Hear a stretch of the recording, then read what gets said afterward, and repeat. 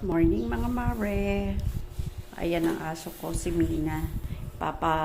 Like cake na namin kasi ayoko na siyang mabuntis dahil lang hirap ipamigay. Biro mo, mas maswerte pa sa akin. Dati-rati pag-alagala lang, ngayon magpapadoktor na. O, anong say mo, di ba? Ikaw ba naman magkaroon na ng among puti?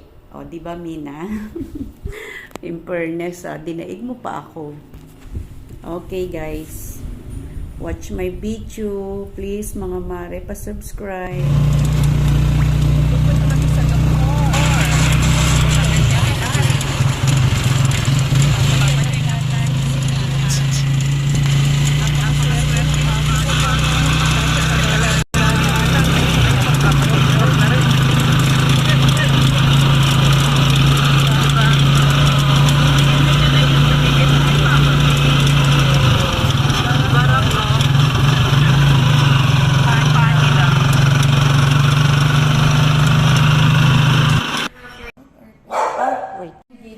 Ligate.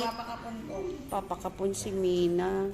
Ay, it's a girl. Magkano? Ay, it's a girl. Around 4,000. 4,000. When? But can you, tomorrow, it's okay. Okay. No feeding for 5 to 8 hours before the surgery. Right. We're open at Okay. And take what, about 4 hours? So how long does it take? the surgery is only 1 hour. Yeah.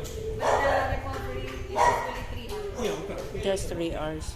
If you want, you can, we suggest to stay overnight.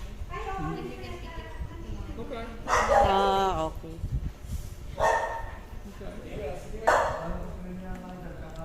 Bali, kailan daw? Tomorrow. Tomorrow daw namin dadalhin. Yan ma'am, kung less than 10 kilogram po yung 4,000. Pero pag more than 10 kilogram po, na usually abot Payat po ng naman siya eh. 6 to 8 po. Ay, ang cute niya. Payat lang naman yung aso namin. Yan. Oh, swerte ni Mina.